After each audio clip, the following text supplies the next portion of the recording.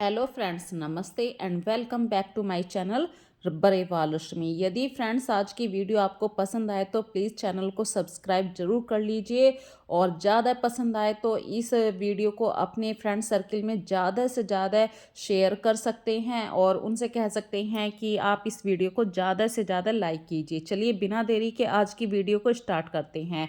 तो फ्रेंड्स, यदि आप किसी प्लानिंग के अकॉर्डिंग अपने घर को संवारते हैं, सजाते हैं, तो आपको कभी भी ना तो थकान होने वाली है, और इन्हीं छोटी छोटी सी हैबिट से आप अपने घर को हमेशा क्लीन रख पाएंगे। तो फ्रेंड्स, मैंने कल ये कालीन धोया था, जो मैंने अभी छोटी सी क्लिप में आपको दिखाया था, तार पे सूख रहा था। तो एक दिन तो लगता है भाई सर्दियों में मोटे मोटे कपड़ों को, रग है, कालीन है, इन्हें सूखने के लिए। तो मैं ऐसे प्लानिंग के अकॉर्डिंग काम करती हूँ। जैसे कि कल मैंने कालीन धोया था, अब इस कालीन को सही से भाई सूख गया है तो अपने ड्राइंग रूम में फिर से अरेंज भी करना है। और कालीन की बात करूँ तो यदि आप थोड़ा सा मोटा लेते हैं रग या कालीन, तो वो फर्श के ऊपर कम स्लिप करता है। यदि आप बेयर फिट मतलब नंगे पाँव चलते हैं फर्श के ऊपर और कालीन पतला होता है, तो वो कभी कभी चलते हुए फिसल जाता है, फर्श से स्लिप हो जाता है। तो मोटे कालीन की ग्रिप अच्छी हो जाती है फर्श के ऊपर। तो अगली बार जब भी आप कालीन को परचेज करें, भाई साल में 5 साल में एक बार कालीन को खरीदा जाता है, तो ये छोटी सी बात जरूर ध्यान में रखिए। और सुंदर घर किसको अच्छा नहीं लगता। और अपने ड्राइंग रूम को यदि आप सुंदर दिखाना चाहते हैं तो फ्रेंड्स देखिए, अपने ड्राइंग रूम में लटकन वाले जो कर्टेन्स होते हैं, बहुत ही बारीक बारीक से मैक्रम के धागे के लटकन वाले कर्टेन्स होते हैं, इन्हें जरूर जगह दीजिए। इनसे क्या होता है, आपका घर थोड़ा सा अट्रैक्टिव दिखाई देता है। और अपने एंट्रेंस एरिया को थोड़ा सा डेकोर रख के करके रखिए, इससे वो अपना ड्राइंग रूम, एंट्रेंस एरिया, ये सब चीज़ें बहुत ही सिंपल एंड कूजी दिखाई देती हैं। चलिए बिना देरी के अगली वीडियो का छोटा सा टिप शेयर करती हूँ। और कर्टेन्स, सर्दियों में कर्टेन्स जब आप लगाएं तो थोड़ा सा सनलाइट का ध्यान जरूर रखें। यदि सनलाइट कम आती है आपके घर में तो लाइट कलर के कर्टेन्स को यूज़ कीजिए। चलिए अगली बात आप लोगों के साथ शेयर कर रही हूँ। फ्रेंड्स देखिए, दिवाली गई है, दिवाली को ऑलमोस्ट 1 महीना हो चुका है, उसके बाद भी आपके घर में कुछ ना कुछ गिफ्ट आते ही रहते हैं। भाई बच्चे घर में होते हैं जहाँ पे वहाँ पे कुछ ना कुछ गिफ्ट आते ही रहते हैं, चाहे वो बच्चे के बर्थडे के रूप में आ जाएं या ऐसे ही कोई मिलने के लिए आपके घर में आया है, तब भी वो गिफ्ट आ जाते हैं। तो फ्रेंड्स, मेरे घर में देखिए, ये किसी ने चॉकलेट वाला डिब्बा दिया था बच्चों को चॉकलेट पसंद होती है, तो जो चॉकलेट थी वो तो बच्चों ने खा ली, लेकिन जो उसके नीचे का एक रैपर होता है जिसमें चॉकलेट रखी रहती हैं, तो उस चीज़ को मैंने फेंका नहीं, उसको एज ए ऑर्गेनाइजर की तरह मैं यूज़ कर रही हूँ। क्योंकि हमारा जो घर होता है, इतने छोटे छोटे सामान होते हैं, और इन छोटे सामानों को जब हम कभी ढूंढने बैठते हैं ना, मौके पर ये कभी नहीं मिलते, या फिर हम कहीं पर जा रहे होते हैं, या फिर हमारे ही घर में, भाई हम रेंटेड घर पर रहते हैं, इतना बड़ा स्पेस नहीं होता है कि हम अपनी हर चीज़ को सही से व्यवस्थित करके रख पाएँ। तो इस तरीके के छोटे से ऑर्गेनाइजर बहुत ही काम आने वाले होते हैं। इसमें आप हर चीज़ को सेपरेट करके रख सकते हैं। यहाँ की काफ़ी सारी वैरायटी नेल पेंट की, और जो आपका लिपस्टिक होता है, चिमटियाँ होती हैं, बालों की हेयर पिन होती हैं, सेप्टिक पिन होती हैं, मतलब बहुत सारा छोटा छोटा सा सामान होता है जो बिल्कुल अलग अलग डेफिनेटली सेपरेट करके आप रख सकते हैं। और ये एक ऐसा सामान होता है कि अक्सर इधर उधर गायब हो ही जाता है। यदि आप रेंटेड हाउस में रहते हैं तो इस तरीके के जो खाली डिब्बे होते हैं उसमें भी करके रख सकते हैं। और जिनके बच्चे छोटे होते हैं उनसे तो अपने मेकअप के सामान को ज़रूर बचाना पड़ता है। ऐसे ही अगला हैक आप लोगों के साथ शेयर कर रही हूँ। जो चॉकलेट का डिब्बा होता है, उसका जो अंदर वाला रैपर होता है, देखिए उसको आप मेकअप किट के अलावा और भी चीज़ों के लिए यूज़ कर सकते हैं। जैसे कि जो आपकी कबर्ड होती है, ड्रॉवर होते हैं, उस ड्रॉवर के अंदर इतने छोटे छोटे से सामान हैं, जैसे कि टेप होगी, बहुत छोटे छोटे सामान होते हैं, पर्स भी रख सकते हैं उसके ऊपर। और यहाँ पे मैं एक और छोटे से ऑर्गेनाइजर के बारे में बात कर रही हूँ। जब हम कोई अच्छा सा सूट लेते हैं तो हमारे पास मतलब बहुत अच्छी सी पॉली बैग मिलती है हमें, वो चैन में लगा हुआ रहता है। ये वाला जो चैन वाला बैग है, इसको आप अपने डॉक्यूमेंट्स रखने के लिए भी यूज़ कर सकते हैं। तो देखिए, फ्री वाला कॉस्ट भी आप लोगों के साथ शेयर कर रही हूँ। यदि ये वाला हैक आपको पसंद आया हो तो ज़रूर बताना। इन चीज़ों को कभी मत फेंकिए, यदि इन चीज़ों को आप फेंकेंगे तो आप अपने घर को कभी भी सँवार नहीं पाएँगे।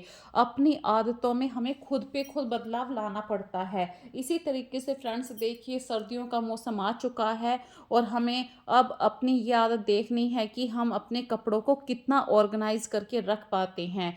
वो जो सर्दियों के कपड़े हैं उन्हें निकाल रहे हैं तो घर में बहुत ज़्यादा स्पेस भी लग रहा है। इसी तरीके से देखिए, हमारे घर में बहुत छोटी-सी चीज़ होती है, बेल्ट। बच्चे मतलब चाहे बेटी हो, चाहे बेटा हो, चाहे हस्बैंड हो, सभी बेल्ट बाँधा करते हैं। भई कपड़ों के ऊपर बेल्ट की एक अलग वैल्यू है, इससे हमारे कपड़े बहुत अच्छे दिखाई देते हैं।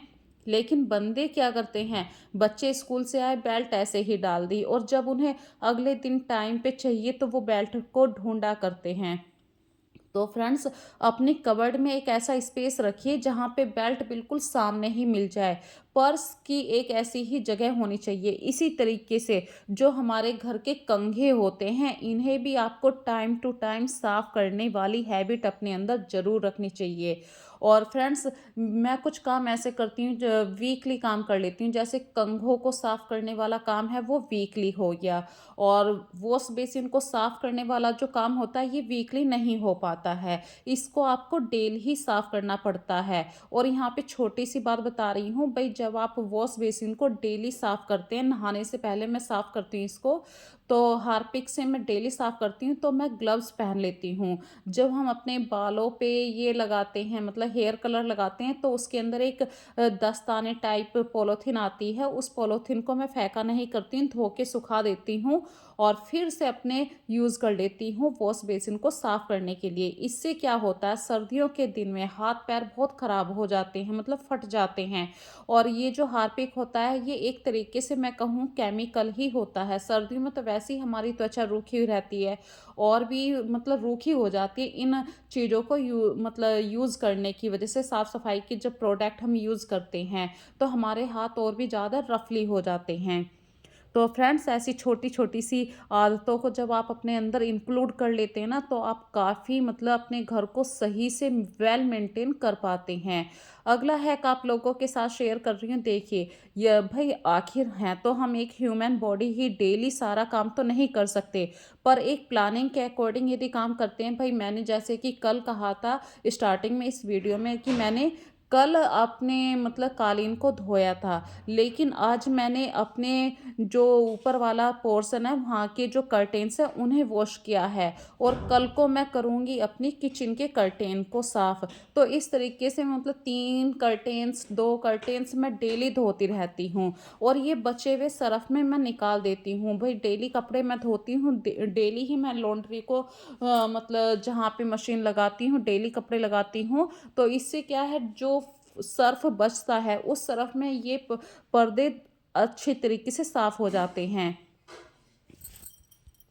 और फ्रेंड्स चलिए, जब हम डेली ही कपड़े धोते हैं, यदि हम यहाँ पे भी प्लानिंग वाले काम करते हैं, भाई मैं ये नहीं कहूँगी कपड़े जैसे ही सूख गए हैं तुरंत उन्हें फोल्ड कर लीजिए। हर घर की एक अलग अलग वैल्यू होती है, अपने अकॉर्डिंग हम टाइम को बचाते हैं, उस टाइम को निकालते हैं, फिर काम को करते हैं।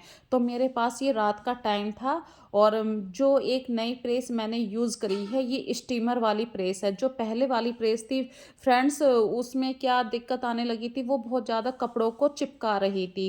तो सर्दियों में कुछ कपड़े भी मोटे होते हैं, कुछ ऊनी कपड़े होते हैं, कुछ मतलब विंड शीटर होती हैं, और बहुत ही कम मतलब ऐसे कहूँ कि हल्की सी आयरन की ज़रूरत पड़ती है, लेकिन सिलवटें तो होती हैं तो आयरन करनी पड़ती है। तो आपको थोड़ा-सा लालच यहाँ पे छोड़ना पड़ेगा, अच्छी वाली प्रेस का ही आप यूज़ कीजिए। तो फ्रेंड्स, मेरे पास अभी टाइम था, तो मैंने ये स्टीम वाली जो प्रेस है इसको यूज़ करना शुरू कर दिया। और जैसे ही मैंने अपने काम को करना स्टार्ट कर दिया, भाई जो कपड़े धुल के आए हैं उन्हें फ़ोल्ड करके रखना भी ज़रूरी होता है, नहीं तो बहुत बड़ा पाइल अप स्टक हो जाता है और फिर हमें ऐसा लगता है ये कपड़ों का ढेर कब ख़त्म होगा। मतलब हमने कपड़े तो धो दिए, इतनी मेहनत करके कपड़े धो दिए, सूख भी गए हैं, लेकिन उन्हें फ़ोल्ड करना या प्रेस करने वाला जो काम होता है वो हम टाल-मटोल में कर देते हैं। यदि आप अपनी आदत में बस यही सुधार कर लें कि पूरे 24 घंटे में आपको चाहे रात का टाइम मिले या सुबह मतलब जल्दी उठते हैं तो जब आपको टाइम मिले, सबसे पहले आप अपनी कबर्ड को ही अरेंज करने की हैबिट पकड़ लीजिए। इससे क्या होता है कि आपकी कबर्ड भी ऑर्गेनाइज रहती है। जो कपड़े आपको प्रेस करने होते हैं वो रात में ही प्रेस करके रख दीजिए, तो आपका काम भी हल्का रहता है और आपको माइंड में ये प्रॉब्लम नहीं रहती, और अभी लाइट भाग जाएगी, अभी तो कपड़े प्रेस नहीं हुए हैं। और जब आप अपने काम खुद करती हैं, जैसे प्रेस करने वाला काम आपने खुद कर लिया है, तो यहाँ पे आप अपना टाइम भी बचा पाएंगे, पैसे भी बचा पाएंगे, और आपके हाथों में से जो कपड़े निकलते हैं आपको पता भी रहता है भाई इस कपड़े की स्टिचिंग यहाँ से निकली हुई है या इस कपड़े को मरम्मत की ज़रूरत है। तो फ्रेंड्स, अपने अंदर ये हैबिट ज़रूर इंक्लूड कर लीजिए। यहाँ पे देखिए मैंने नई प्रेस यूज़ करी है, यहाँ पे मैं विंड सीटर के ऊपर भी आपके सामने प्रेस कर रही हूँ। स्टीमर वाली प्रेस मैंने जब से यूज़ करनी शुरू कर दी है, मेरे घर के सभी कपड़े अच्छी तरीके से फोल्ड भी रहने लगे हैं और बिना सिलवटों के कपड़े रहने लगे हैं। यहाँ तक कि मैं एक ऊनी स्वेटर के ऊपर भी प्रेस करके आपको दिखा रही हूँ। तो कुछ गैजेट्स ऐसे होते हैं कि काफ़ी दिल को राहत देते हैं, जिसकी वजह से हमें लगता तो है कि भाई ये पैसे हमारे ज़्यादा लग गए हैं इस प्रेस को ख़रीदने में, पर चीज़ें जब हम अच्छी ख़रीदते हैं तो उनका बेनिफिट भी हमें ज़रूर मिलता है। और 5 मिनट तो आप अपनी कबर्ड को ज़रूर दीजिए ताकि उसे अच्छे तरीके से ऑर्गेनाइज़ कर पाएँ। तो फ्रेंड्स देखिए काफ़ी सारी बातें कर ली हैं, अब ये भी बात मैं आप लोगों के साथ शेयर कर रही हूँ। फ्रेंड्स, सर्दियों का टाइम आ चुका है और ज़रूरी नहीं है कि भई छुट्टी वाले दिन आप रोटी, पराठा, सब्जी ये सब बनाएँ। कभी-कभी बच्चों के स्वाद के अनुसार भी आप कुछ बना सकते हैं, लेकिन बच्चों को टमाटो पसंद नहीं होते हैं, कच्चा टमाटर तो बच्चे बिल्कुल भी नहीं खाते हैं। तो मैं फ्रेंड्स अभी देखिए मेरे घर में कुछ सामान रखा था, जैसे कि बचे हुए पोहे रखे थे, वो क्वांटिटी में ज़्यादा नहीं थे। यदि मैं अभी इतने बनाती तो नाश्ता कम पड़ता है, और मैं रोटी बनाती हूँ तब भी मतलब कुछ अलग हो जाता। तो मैंने यही प्लानिंग करा है कि मैं थोड़े से पोहे बनाऊंगी और 4 पराठे कुल बनाऊंगी ताकि एक एक पराठा सबको मिल जाए। तो फ्रेंड्स देखिए पोहे को मैंने फटाफट से जो छलनी होती है उसके अंदर को डाला और फिर फटाफट से उन्हें धो दिया। और मूंगफली को जब भी आप पोहे बनाएं ना, मूंगफली कच्ची रह जाती है तो उसे पहले से पहले फ्राई कर लीजिए, रोस्ट कर लीजिए ताकि मूंगफली का कच्चापन निकल जाए, और फिर जब पोहे में तड़का लगा रहे हों आप मूंगफली को डाल सकते हैं। तो आज देखिए मेरी जो ग्रोसरी है ना, महीने का लास्ट चल रहा है तो ग्रोसरी ख़त्म होने वाली है। तो मैं अब उन कंटेनर्स को चेक कर रही हूँ क्या क्या सामान मेरे पास बचा हुआ है।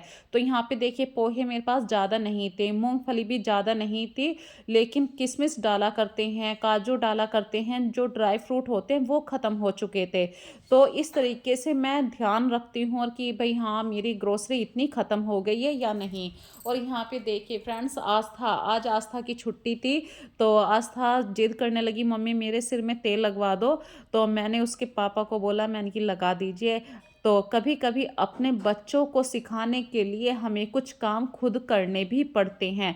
मेरे पास टाइम नहीं था तो उन्होंने मेरी हेल्प कर दी। तो घर परिवार इसको भी बोलते हैं कि एक दूसरे की केयर करना, एक दूसरे के कामों को आधा आधा बांट लेना। इससे घर परिवार की जो डोर होती है वो काफ़ी मजबूत हो जाती है। और फ्रेंड्स सभी अपने मतलब आज छुट्टी का दिन है, आराम से काम कर रही हूँ मैं भी। तो आज मुझे काफ़ी सारे कपड़े भी धोने थे, जैसे कि टावल बच्चों के निकल आए हैं, बच्चों ने आस्था ने सिर धोया है, मैंने भी सिर धोया है। तो जिस दिन मैं सिर धोया करती हूँ तो उस दिन मैं टॉवल को ज़रूर साफ़ कर देती हूँ, मतलब टॉवल को ज़रूर धोती हूँ, ताकि अगले दिन के लिए जो टॉवल पूरा गीला हो चुका है, अगले दिन के लिए साफ़ मिले। तो फ्रेंड्स देखिए, सर्दियों के दिन है तो थोड़ा-सा मैं कोशिश करती हूँ कि टाइम से अपने कामों को निपटा सकूँ। 11 साढ़े 11 12 बजे तक हार्डली मैं कपड़ों को सुखा सकूँ, क्योंकि भई सर्दियों में कपड़े ज़्यादा होते हैं और धूप हल्की रहती है। तो फ्रेंड्स बस आज की वीडियो में मैं इतनी ही आप लोगों के साथ बातें कर पा रही हूँ, क्योंकि काफ़ी लंबी वीडियो हो चुकी है। यदि आज की वीडियो में आपको कोई भी बात अच्छी लगे तो प्लीज़ मुझे कमेंट सेक्शन में ज़रूर बताना, और जो आज की मैंने अपनी वीडियो में छोटी-छोटी सी आदतों में बदलाव ला के रखा है ताकि मैं अपने घर को सही से ऑर्गेनाइज़ कर पाऊँ। अपनी छोटी-छोटी सी हैबिट्स में चेंज करने से क्या होता है, आपके काम बहुत ही आराम से हो जाते हैं।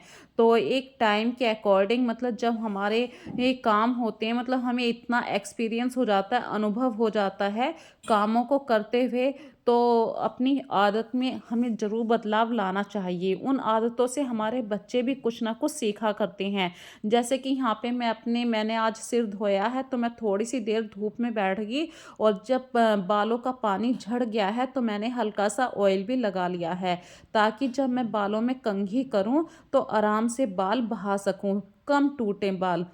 तो फ्रेंड्स चलिए अब करते हैं इस वीडियो का लास्ट, फिर मिलेंगे एक नई वीडियो में नए कॉन्सेप्ट के साथ। तब तक के लिए अपना ध्यान रखिए। Bye bye.